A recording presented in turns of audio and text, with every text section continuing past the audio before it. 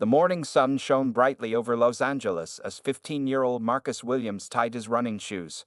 Every day before school, he jogged through Griffith Park to clear his mind and build his stamina for track team. Today seemed no different from any other Tuesday. "I'll be back in an hour, Mom," Marcus called out as he adjusted his earbuds. "Be careful," his mother replied from the kitchen, the familiar worry in her voice making Marcus smile. The park was peaceful at this hour. Most tourists wouldn't arrive until later, leaving the winding trails to serious joggers and locals. Marcus liked it this way. The quiet helped him think about his upcoming exams and track meet on Friday. As he rounded the bend near the observatory, Marcus noticed something unusual. A small crowd had gathered near one of the viewpoints. At first, he thought someone might be hurt, but then he heard raised voices. Curiosity pulled him closer. Through gaps between people, Marcus spotted a woman with her back against the observatory wall. A man with a large camera pressed toward her, his voice growing louder with each step. Even from a distance, Marcus could tell the woman was uncomfortable. "Just one more shot," the man demanded. "You can't hide from the public." Marcus slowed his pace. The woman looked familiar. Her distinctive features and elegant posture triggered a memory. He had seen her in movies with his parents. It was Angelina Jolie. The photographer moved closer, blocking her path when she tried to step away. Marcus noticed there were no security guards nearby. The small crowd mostly watched or filmed with their phones, but no one stepped in to help. Marcus hesitated. His school counselor, Mr. Bennett, always talked about being an upstander instead of a bystander. Last semester, Marcus had joined the school's conflict resolution program where they learned how to defuse tense situations safely. When the photographer suddenly grabbed Ms. Jolie's arm, Marcus found himself moving forward without thinking. "Excuse me," he said, his voice steadier than he felt inside. "I think she wants you to back up." The man barely glanced at Marcus. "Mind your own business, kid." Marcus positioned himself slightly between them, not confrontational but present. "Everyone needs personal space. That's all I'm saying." Ms. Jolie looked at him with surprise and what seemed like relief. The photographer scoffed. "Who do you think you are? Her bodyguard?" "No, sir," Marcus replied calmly, the techniques from his conflict resolution training kicking in. "I'm just someone who noticed a person who seems uncomfortable." The photographer raised his camera again, this time pointing it at Marcus. "This is gold. Random kid thinks he can play hero." Marcus didn't move. He wasn't trying to be a hero. He just knew it wasn't right to corner someone like that, famous or not. "The park security is right over there," Marcus pointed, noticing a guard finally approaching from the visitor center. "Maybe we all just need to calm down." Something in his steady tone made the photographer lower his camera slightly. The guard arrived, quickly assessing the situation. "Is there a problem here?" the guard asked. Before the photographer could speak, Ms. Jolie stepped forward. "This young man was helping me. The situation was becoming uncomfortable." The security guard nodded, turning to the photographer. "Sir, I need you to step back. There are rules about harassing visitors in the park." As the guard handled the photographer, Ms. Jolie turned to Marcus. "Thank you," she said quietly. "That was very brave." Marcus felt his cheeks warm. "It wasn't really. My school teaches us about standing up when something doesn't seem right." She smiled. "Well, I appreciate it. What's your name?" "Marcus. Marcus Williams." "Thank you, Marcus Williams. Your parents should be proud." Little did Marcus know, this brief moment would change his life completely. By tomorrow, everything would be different. The security guard escorted the angry photographer away, but Marcus noticed other people with cameras starting to gather nearby. Miss Jolie seemed to notice too, her expression turning concerned as she glanced around. "My car is waiting down by the main entrance," she said quietly to Marcus. "Would you mind walking with me? My regular security had an emergency this morning." Marcus checked the time on his phone. He still had 40 minutes before he needed to head home to prepare for school. "Sure, I can do that." They began walking down the path together. Several onlookers stared and pointed, some taking pictures with their phones. Marcus felt strangely self-conscious walking beside someone so famous. "So you mentioned your school teaches conflict resolution?" Ms. Jolie asked as they walked. Marcus nodded. "Yeah, it's a program Mr. Bennett, our counselor, started last year. We learn how to calm down tough situations without making things worse. That's impressive, she said. Most adults don't know how to do that. A middle-aged couple approached them, the woman clutching her husband's arm excitedly. Miss Jolie, could we possibly get a photo? The woman asked. Marcus expected Ms. Jolie to refuse after what had just happened, but she smiled politely. Of course, but quickly if you don't mind. I'm running late. After the couple took their photo and left, Ms. Jolie explained, there's a difference between people who ask respectfully and those who demand. Marcus thought about this. That makes sense. It's about respect.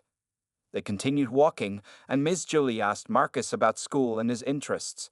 He told her about the track team and how he hoped to earn a scholarship for college someday. I want to study psychology, he explained. Maybe help kids who struggle with difficult situations. The world needs more people like you, Marcus, she said with genuine warmth in her voice. As they approached the park entrance, a black SUV with tinted windows waited at the curb. A man in a suit stepped out when he saw them. There you are, Miss Jolie. We were getting concerned. Robert, this is Marcus, she said. He helped me with a situation up near the observatory when a photographer became too aggressive. Robert looked at Marcus with appreciation. Thank you, young man. Ms. Jolie turned to Marcus. Do you need a ride somewhere? We'd be happy to drop you off. No, thank you, Marcus replied. I need to finish my morning run. It's part of my training. Ms. Jolie smiled. Dedicated. I admire that. She reached into her purse and pulled out a small notepad and pen. She wrote something down and handed the paper to Marcus. This is my assistant's contact information. If you ever need anything, advice about college, a recommendation letter, anything, please reach out. Marcus stared at the paper, stunned by her generosity. Thank you, Ms. Jolie. That's really kind. Please, call me Angie. And thank you again for your help today. It's refreshing to meet someone who acts instead of just watching. She shook his hand, then climbed into the SUV. Robert nodded respectfully to Marcus before getting in the driver's seat. The vehicle pulled away, leaving Marcus standing on the sidewalk holding the note. On his run back home, Marcus replayed the surreal encounter in his mind. Wait until his friends heard about this, though they probably wouldn't believe him. Who would believe that ordinary Marcus Williams had helped Angelina Jolie and now had her assistant's phone number? When he arrived home, his mother was preparing breakfast. How was your run? She asked. Marcus hesitated. Mom, you're not going to believe what happened. Little did he know that by tomorrow morning, you wouldn't need to convince anyone about his encounter. The whole world would know his name. Marcus's mother stared at him in disbelief as he finished telling his story over breakfast. You're telling me you helped Angelina Jolie, the Angelina Jolie? She shook her head, a small smile playing on her lips. Marcus, you have such an imagination. It's true, Mom. Marcus pulled out the note with the assistant's contact information. Look, she even gave me this. His mother examined the paper. Robert Thompson, assistant to AJ, she read aloud, still looking skeptical. This could be anyone, honey. Marcus's younger sister Tasha giggled from across the table. Maybe he dreamed it while running. I didn't dream it, Marcus insisted, feeling frustrated. There were other people there. Someone probably took pictures. His father looked up from his coffee. Well, if it's true, I'm proud of you for helping someone in trouble, famous or not. Marcus appreciated his father's words but could tell neither of his parents fully believed him. He tucked the note carefully into his wallet and finished getting ready for school. The school bus ride was uneventful. Marcus told his best friend Jamal about the encounter, but received the same skeptical response. Man, you expect me to believe you just randomly saved the Hollywood superstar this morning. Come on, Jamal said, laughing and shaking his head. By lunchtime, Marcus had stopped telling people about it. Maybe it was better this way. The whole thing felt so surreal, he almost wondered if he had imagined it himself. During his conflict resolution class, Mr. Bennett noticed Marcus seemed distracted. Everything okay, Marcus? He asked after class. Marcus hesitated, then decided to try one more time. Mr. Bennett, I used those techniques you taught us this morning to help someone who was being harassed by a photographer. Mr. Bennett's eyes lit up. That's excellent, Marcus. Would you mind sharing what happened? Well, Marcus began cautiously. It was actually Angelina Jolie. Unlike the others, Mr. Bennet didn't immediately dismiss his claim. Instead, he looked thoughtful. That's quite something. Whether it was a celebrity or not, I'm glad you were able to apply what you've learned here. The techniques work for everyone, famous or not. Marcus appreciated that Mr. Bennet didn't outright disbelieve him, even if he seemed to be sidestepping the celebrity aspect. After school, Marcus attended track practice. Coach Rivera put them through a grueling set of sprints, and for a while, Marcus forgot about the morning's events as he focused on his breathing and form. When he arrived home that evening, exhausted from practice, his phone buzzed with a text from a number he didn't recognize. "Hello, Marcus. This is Robert Thompson, Ms. Jolie's assistant. She wanted me to check that you got home safely and to thank you again for your help this morning. She was very impressed by your maturity and kindness." Marcus stared at the message, a smile spreading across his face. It really had happened. He quickly typed a response. "Thank you, Mr. Thompson. Please tell Ms. Jolie it was no problem at all. I'm just glad I could help." A moment later, his phone buzzed again. "Ms. Jolie would like to send something to express her gratitude. Would it be all right if a courier delivered a package to your school tomorrow?" Marcus felt a flutter of excitement. "That's very kind, but not necessary," he replied, not wanting to seem eager for a reward. "She insists. It's nothing extravagant, just a small token of appreciation." After getting his parents' permission, Marcus agreed and provided his school address. That night, as he lay in bed, Marcus replayed the morning's events in his mind. He wondered what Ms. Jolie might be sending, but mostly he felt good about having helped someone. Famous or not, she had seemed genuinely grateful for his intervention. Little did Marcus know that while he slept, the video of his encounter with Angelina Jolie was already spreading across social media, about to change his life completely. Marcus's alarm jolted him awake at 6:30 a.m. as usual. He reached for his phone to silence it and noticed an unusual number of notifications. Instagram, Twitter, TikTok. All his social media apps were blowing up with alerts.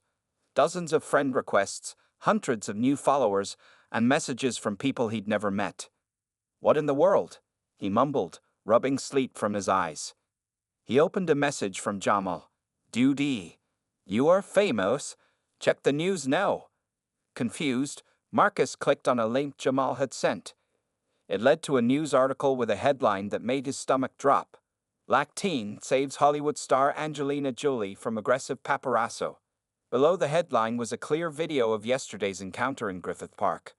Someone in the small crowd had recorded the whole thing on their phone and shared it online. Marcus sat up straight, now fully awake. The article described him as brave and quick-thinking, but repeatedly emphasized his race in ways that made him uncomfortable. Why did that matter? He would have helped anyone in that situation.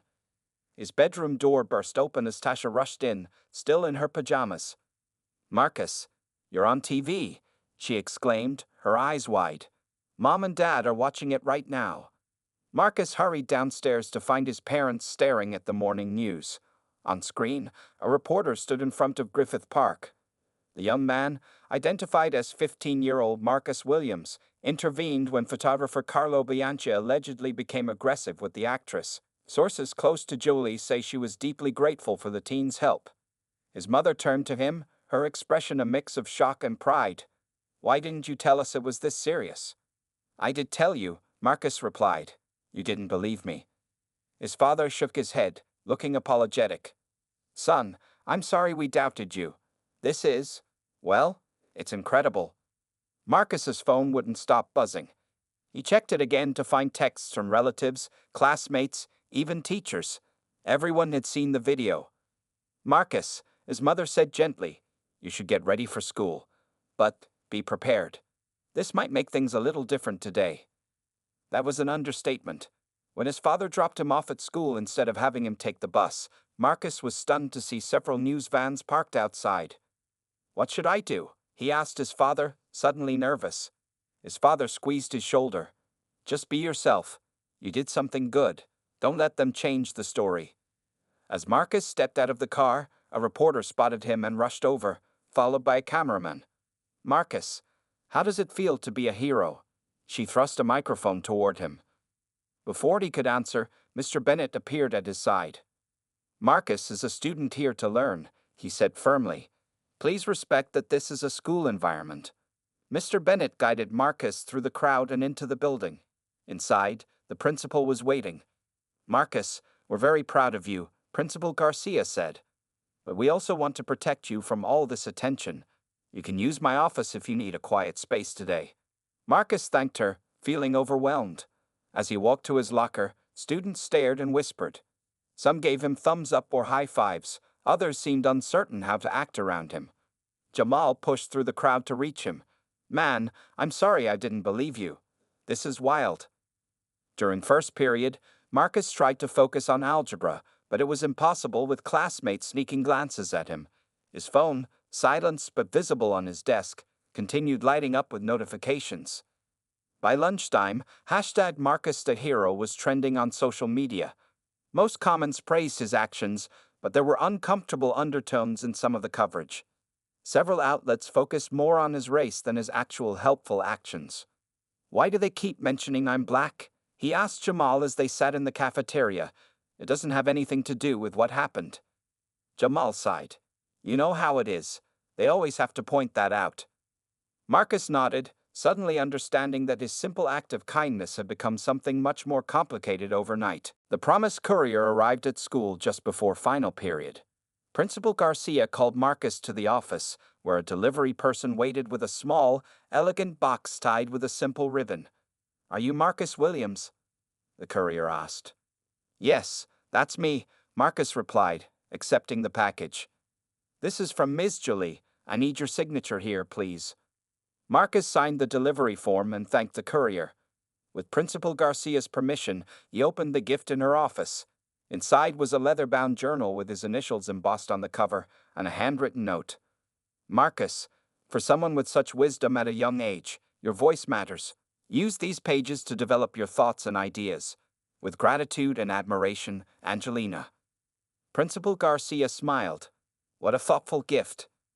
Marcus carefully put the journal and note back in the box. Yes, it is. He felt touched that she had sent something meaningful rather than something flashy or expensive. When the final bell rang, Mr. Bennett escorted Marcus to his father's waiting car, helping him avoid the reporters still lingering outside. Marcus was relieved to get home, hoping things would calm down soon. That evening, as the Williams family ate dinner, they watched the news coverage of the story. Marcus Williams, a sophomore at Washington High School, is being praised for his intervention, the newscaster reported. The teenager used de-escalation techniques learned in his school's conflict resolution program to defuse a tense situation between actress Angelina Jolie and photographer Carlo Bianchi at Griffith Park yesterday morning.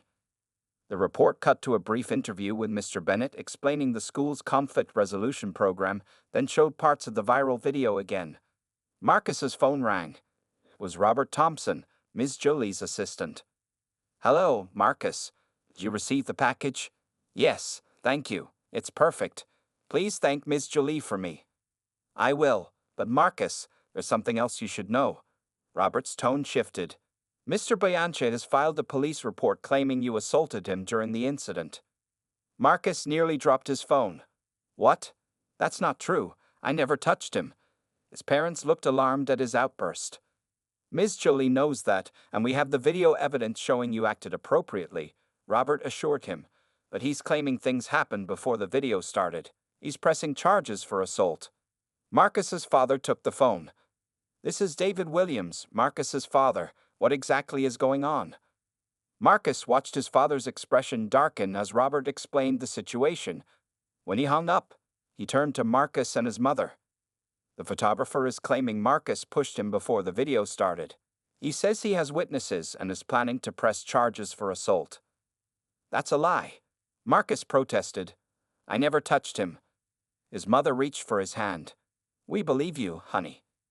Ms. Jolie's team is already working on this, his father explained. They're gathering all the video evidence they can find. Apparently, there were multiple people recording. Marcus felt sick. Just this morning, he'd been celebrated as a hero. Now he was being accused of assault. His mind raced with worry. What would happen at school tomorrow? Would people believe these false accusations? His phone buzzed with a text from Jamal. Are you seeing this? The photographer is saying you attacked him. It's all over social media now. Marcus checked Twitter and found hashtag Justice for Marcus already trending, with people arguing both for and against him. Some were posting slowed-down analysis of the video, while others claimed to have been there and seen different versions of events. "This isn't fair," Marcus said quietly. "I was just trying to help." His father put an arm around his shoulders. "Sometimes doing the right thing comes with unexpected challenges, but we'll face this together." That night, Marcus couldn't sleep. He stared at the ceiling, wondering how his good deed had turned into such a nightmare. Tomorrow would bring new challenges, and he wasn't sure he was ready to face them. Marcus woke up early the next morning after a restless night. He checked his phone to find hundreds of new notifications, many from people he didn't know. Some offered support, while others contained hurtful messages accusing him of lying or seeking attention. "Maybe I should just stay home today," Marcus suggested at breakfast, pushing his cereal around the bowl. His mother shook her head firmly. "That would look like you have something to hide. You did nothing wrong, Marcus." "Your mother's right," his father agreed. "Hold your head high. We've already called a lawyer, and Ms. Jolie's team is helping too." When they arrived at school, the scene outside was even more chaotic than the day before. More news vans lined the street, and a small crowd had gathered. But something was different today. Marcus spotted many of his classmates standing together, holding handmade signs. "Justice for Marcus. We believe you. Washington High stands with Marcus." As Marcus stepped out of the car, his track teammates surrounded him, forming a protective circle. Coach Rivera nodded at him. "We got your back, Williams." Inside the school, Principal Garcia called an emergency assembly. The entire student body filled the gymnasium, and Marcus sat with his parents in the front row. "Yesterday, one of our students was celebrated for an act of kindness," Principal Garcia began. "Today, he faces false accusations that threaten to overshadow that good deed. At Washington High, we stand by our students when they do what's right." Mr. Bennett stepped forward next. "The conflict resolution program teaches students to de-escalate situations without physical contact. Marcus followed those principles perfectly. We've reviewed the videos, and at no point did Marcus touch Mr. Bianchi." A senior girl named Alicia took the microphone next. "We've started a social media campaign to support Marcus. We're collecting testimonials from students who know his character and sharing facts about the conflict resolution program." Marcus was overwhelmed by the support. He hadn't realized how many people at school cared about him. After the assembly, as students headed to class, Marcus's phone rang with an unknown number. "Hello, Marcus," said a familiar voice. "This is Pastor Jackson from Community Baptist." Marcus's family attended the church regularly. "Hello, Pastor. We've heard what's happening. The congregation wants you to know we're behind you. We're organizing a prayer vigil tonight, and several community leaders will be speaking in your support." By lunchtime, local civil rights leaders had issued statements questioning why a young black teenager helping a white woman was being criminalized. The story had shifted from local news to national headlines. "This is bigger than just you now," Jamal told Marcus as they sat in the cafeteria. "People are saying this is about how black kids get treated differently when they do the exact same things as white kids." Marcus felt uncomfortable with all the attention. "I just wanted to help someone who needed it. I didn't think about race at all." "Maybe you didn't have to," Jamal replied thoughtfully, "but others do." After school, Marcus's parents took him to meet with their lawyer, Ms. Chen. She explained that many witnesses had come forward with additional video footage showing Marcus never touched the photographer. "Mr. Bianchi has a history of aggressive behavior with celebrities," Ms. Chen explained. "There are at least 3 other incidents where he's filed similar complaints when confronted. We have a strong case." That evening, Marcus and his family attended the prayer vigil at their church. Hundreds of community members filled the pews. Pastor Jackson's sermon focused on standing up for truth and justice. "Sometimes, doing what's right comes at a cost," he said. "But a community that stands together cannot be defeated by lies." As Marcus looked around at all the faces, classmates, neighbors, church members, even strangers, he felt something shift inside him. The fear and worry began to give way to determination. With so many people believing in him, he found the strength to believe in himself again. The Williams family returned home from the prayer vigil emotionally drained, but spiritually uplifted.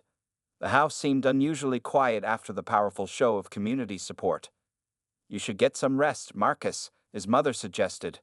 "Tomorrow will be another busy day with the lawyer."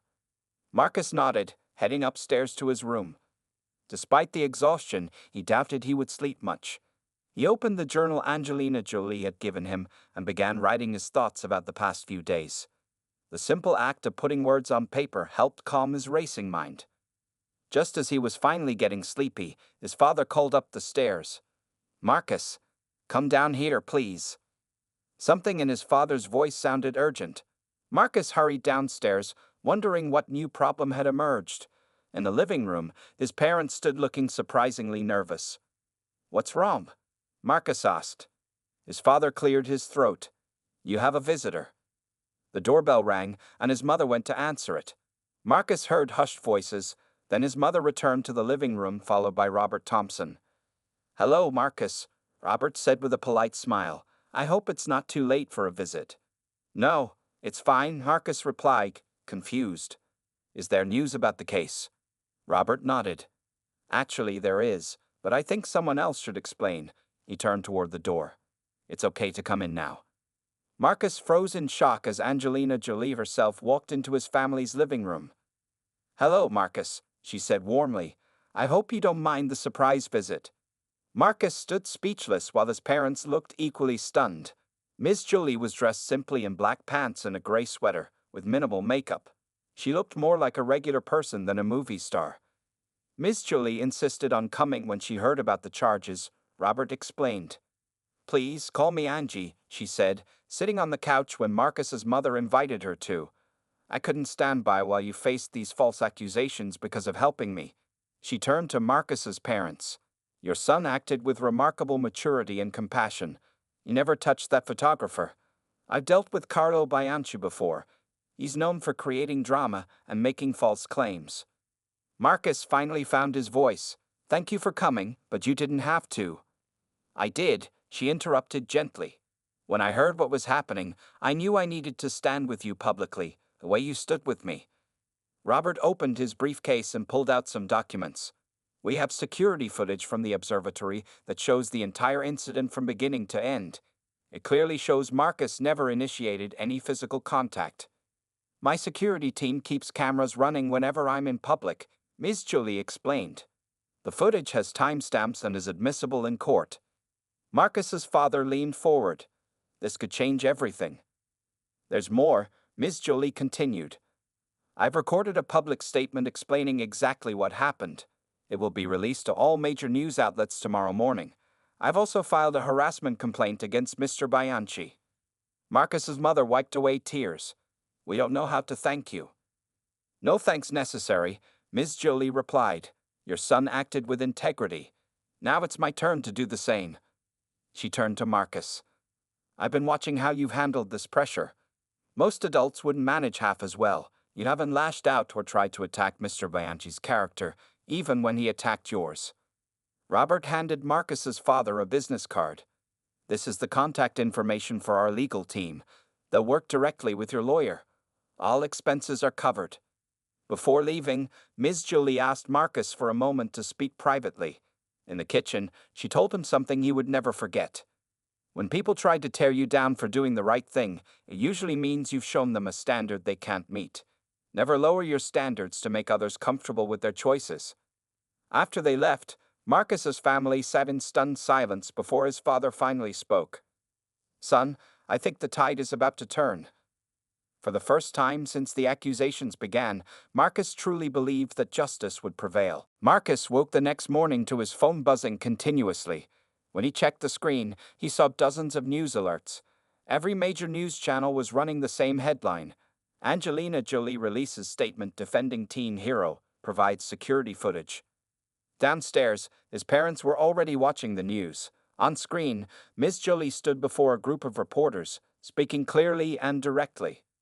"Marcus Williams acted with extraordinary composure and character," she said. "At no point did he touch Mr. Bianchi or act aggressively. He simply used verbal de-escalation techniques he learned at school. The security footage proves this conclusively. The news cut to a perfectly clear video showing the entire encounter from start to finish. There was no doubt that Marcus had never initiated physical contact. "The charges are being dropped," his father announced, hanging up the phone. "That was Ms. Chen. The police reviewed the security footage this morning and determined there's no case." Marcus felt a wave of relief wash over him. "So it's over." His mother hugged him tight. "The case is over. But I think something new is just beginning." She was right. When Marcus arrived at school, he was greeted with cheers. Principal Garcia announced over the intercom that Marcus had been cleared of all accusations and that the school was proud of him. During lunch, Mr. Bennett approached Marcus's table. "Marcus, I've received calls from 3 other high schools this morning," he said. "They want to know more about our conflict resolution program." "That's great," Marcus replied. "And they specifically asked if you would be willing to speak to their students about your experience." Marcus blinked in surprise. "Me? But I'm just a student." Mr. Bennett smiled. "Sometimes the best teachers are those who have lived what they're teaching." In the weeks that followed, Marcus began speaking at other schools about conflict resolution. With Mr. Bennett's guidance, he developed a short presentation about his experience and the techniques he had used. 1 month after the incident, Marcus received another package from Ms. Jolie. Inside was a letter inviting him to join a youth leadership initiative she supported focusing on conflict resolution in schools nationwide. "Your voice and experience could help change how young people approach conflict," she wrote. "Sometimes the most powerful lessons come from people their own age." With his parents' blessing, Marcus accepted the opportunity. By summer, he was traveling to schools across the country, sharing his story and teaching conflict resolution skills to other teenagers. "When I helped Ms. Jolie that day in the park, I was just doing what seemed right," Marcus told a group of students in Chicago. "I never expected it would change my life. But sometimes, that's how we find our purpose. Not by searching for it, but by doing what's in front of us with courage and integrity." What had begun as a chance encounter had transformed into a platform for positive change. Marcus discovered that his voice carried weight, especially with other young people who saw themselves in him. On the 1-year anniversary of the park incident, Marcus received a text from Ms. Jolie. "When one person stands up, it gives others permission to do the same. You've helped more people than you know. Thank you for being that person, Marcus." That evening, as he added another entry to the leather journal she had given him, now almost filled with thoughts, ideas, and experiences, Marcus reflected on how a single moment of choosing to help someone had revealed his life's purpose. The boy who had once jogged through Griffith Park hoping for a track scholarship was now helping shape a movement of young people committed to resolving conflicts peacefully. Not because he had planned it, but because when an unexpected moment called for courage, he had answered.